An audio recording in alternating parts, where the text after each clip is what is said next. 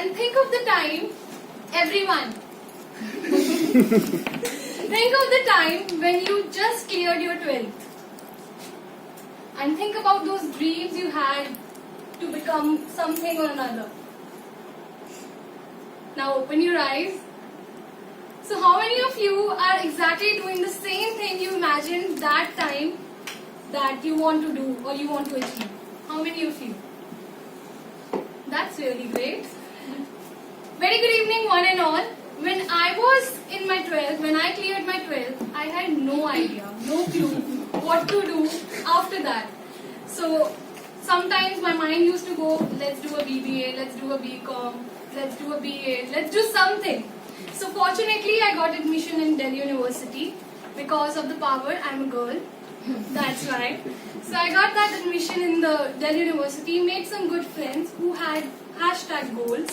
So I used to ask them, what are your goals? What do you want to become? So some used to say lecturer, some used to say, I want to clear UPSC. And I, who had no goals, used to copy their goals. When someone used to ask me, I used to say, maybe lecturer, maybe I'll go for some exam. But deep down I knew that this was not my cup of tea because I cannot even think of clearing some UPSC or something because that is not me. In this fight of figuring out my own self, I got an internship in a company named Hospitality India. That was an event agency, you can say, who used to host big, huge events. And I was a part of it. I was an executive. They don't know which executive because neither do they know, neither do I know. Because the work I was doing there was purposeless. I was just a part of that company and I was happy. I was an unpaid intern there. But still, that was my very first internship I did there. And one fine day, I was thinking about my job that yes, it's fine, right now I'm here. And in a while I'll get promoted here and work as a client servicing executive or something or another. But God has its own plans. And I thought, maybe not. So it takes a while to understand yourself that what you really want from your life. And one fine day, a huge event, an award night took a place and our company hosted that award night. There were celebs there were ministers, there were everyone, like very huge people around. They were the part of that event. And there were an interviewer who had to interview the guests. But coincidentally, she didn't show up. So my boss asked me to go ahead and interview the guests. So I asked her, do you think, can I do that? So she think, why not? Come on, you just have to put some stupid questions and do it. So I said, okay, but very first I will interview you. So she said, okay, go ahead, let's do it. So it took me 5 takes and I interviewed her. But after that, I did a bad job, but still she said, good job. She patted me on and said, just put a smile on your face and it will be all good. So the interviews went well, but that night was the happiest night of my life till date.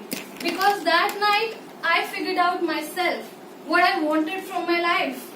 Because that day I felt that this is me. This is what I want to do. This is what I love, being with people. I love enjoying. I love speaking to other people. And I'm really grateful to that person who pulled me towards it. But why it takes such a long period of time to figure out your own self? Why we cannot figure out, why we keep on doing things which doesn't make us happy, but just the sake of maybe money, we do it. So there are some reasons behind it. So the very major reason behind this is a painful child experience. Something like that. So when I was in school, I had a teacher, he was a Hindi teacher.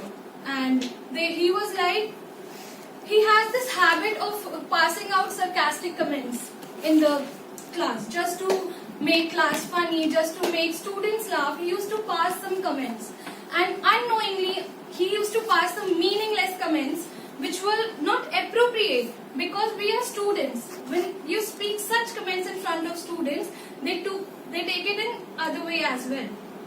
So he made that Hindi class miserable for me. Not only that Hindi class, the rest of the class as well, because he made student courageous to speak shitty things about any other people, because which pulled me very down, and I was so underconfident in my school life that I never participated in any such activities, any annual function or any sports day, because I took it very seriously, which is my mind. I shouldn't have that.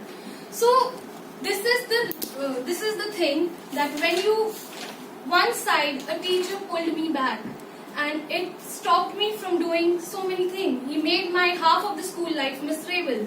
And the another side, my boss pushed me towards doing something great, that today I am Anchor Nivedita Arora and hosting some big events, and very happy doing that and in love with my profession.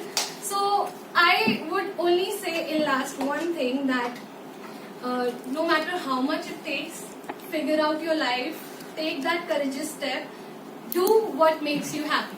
Thank you so much.